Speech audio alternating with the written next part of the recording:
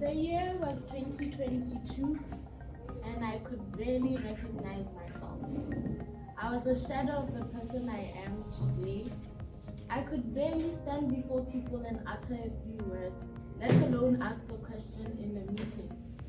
Dare I even say, "Excuse me, I don't understand, please elaborate."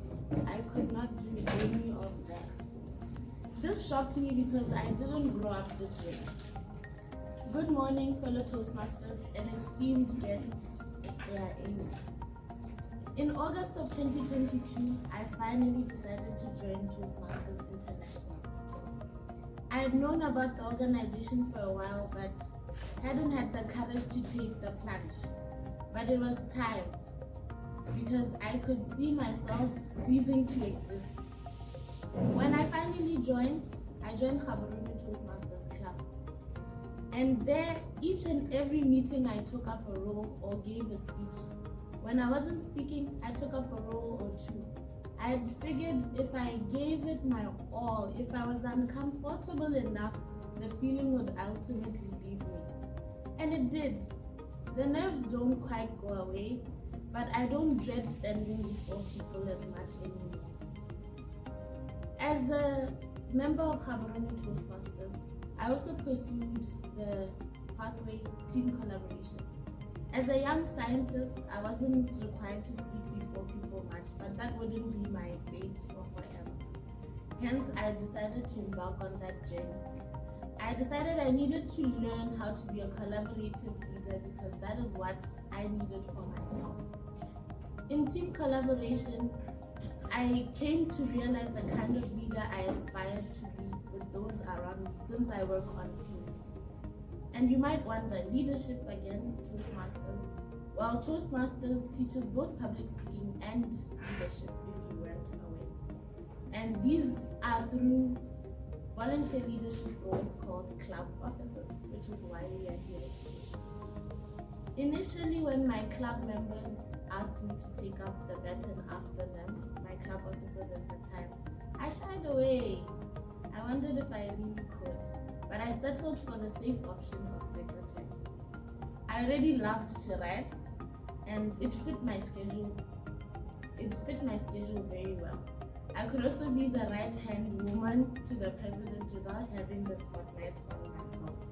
I enjoyed it thoroughly.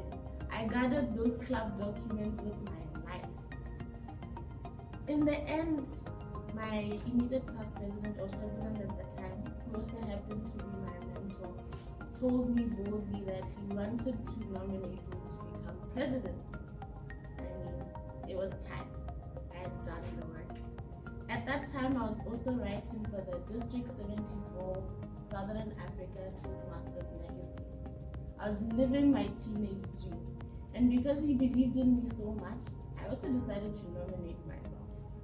If not then, when? And that's how I became the president of Gaborone Toastmasters Club. I won't forget how in his handover notes to me, the immediate past president, Clemens Camille, wrote, "You are the CEO of this club, the chief encouraging officer." I've taken those words to heart because I try to encourage both my club members and even people in my life, because I know how daunting this journey could be. As president of Gaborone Toastmasters, it's been quite a journey. The role itself challenged me so much and even confused me at times, but I have no qualms about what I have learned from there.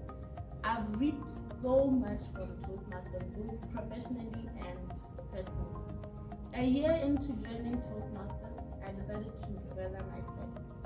I stand here today, 2 years later, having finished my master's.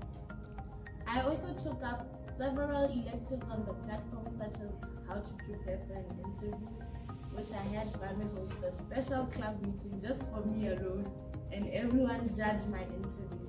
And today I'm proud to state that I am promoted to be a team leader and I had my own laboratory. Through all of this, it couldn't have been possible without Toastmasters.